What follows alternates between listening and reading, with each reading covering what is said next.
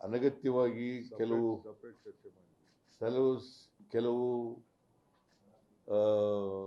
ಗೊಂದಲಗಳು ನಿರ್ಮಾಣ ಆಗಿದ್ದಾವೆ.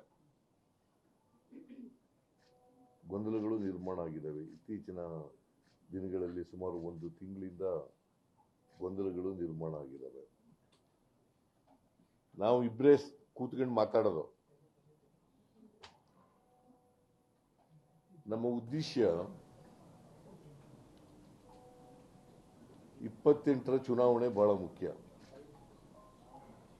ಲೋಕಲ್ ಬಾಡೀಸ್ ಚುನಾವಣೆ ಬಹಳ ಮುಖ್ಯ. ಕಾರ್ಪೊರೇಷನ್ ಚುನಾವಣೆ ಮತ್ತು ತಾಲೂಕು ಪಂಚಾಯತ್, ಜಿಲ್ಲಾ ಪಂಚಾಯತಿ ಚುನಾವಣೆ, ಗ್ರಾಮ ಪಂಚಾಯತ್ ಚುನಾವಣೆ ಇವು ಬಹಳ ಮುಖ್ಯ. ಅದರ ಬಗ್ಗೆನೂ ಕೂಡ ಚರ್ಚೆ ಮಾಡೋದು. 28ರ ಚುನಾವಣೆಯಲ್ಲೂ ಕೂಡ ಕಾಂಗ್ರೆಸ್ ಅನ್ನು ಅಧಿಕಾರಕ್ಕೆ ತರಬೇಕು ಅಂತಕ್ಕಂಥದ್ದು ಚರ್ಚೆ ಮಾಡಿದ್ದೇವೆ. ನಾವಿಬ್ರು ಡಿ.ಕೆ. ಶಿವಕುಮಾರ್ ಅವರು, ನಾನು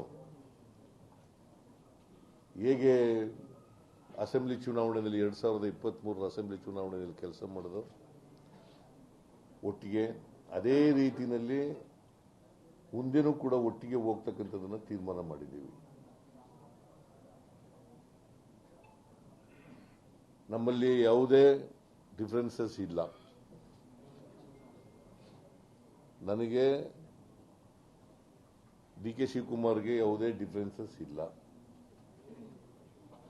ಇವತ್ತಿನವರೆಗೂ ಡಿಫರೆನ್ಸಸ್ ಇಲ್ಲ, ಮುಂದೇನೂ ಡಿಫರೆನ್ಸಸ್ ಇರಲ್ಲ. ಒಟ್ಟಿಗೆ ಹೋಗ್ತೀವಿ. ಆಮೇಲೆ ಅಸೆಂಬ್ಲಿ 8ನೇ ತಾರೀಕಿನಿಂದ ಶುರುವಾಗುತ್ತೆ. ಚಳಿಗಾಲದ ಅಧಿವೇಶನ ಬೆಳಗಾವಿನಲ್ಲಿ ಪ್ರಾರಂಭ ಆಗ್ತದೆ. ನಾವು ಅಲ್ಲೂ ಕೂಡ ವಿರೋಧ ಪಕ್ಷದವರನ್ನ ಬಹಳ ಸಮರ್ಥವಾಗಿ ಇಲ್ಲಿವರೆಗೂ ಎದುರಿಸಿದ್ದೀವಿ, ಮುಂದೇನೂ ಕೂಡ ಎದುರಿಸ್ತೀವಿ.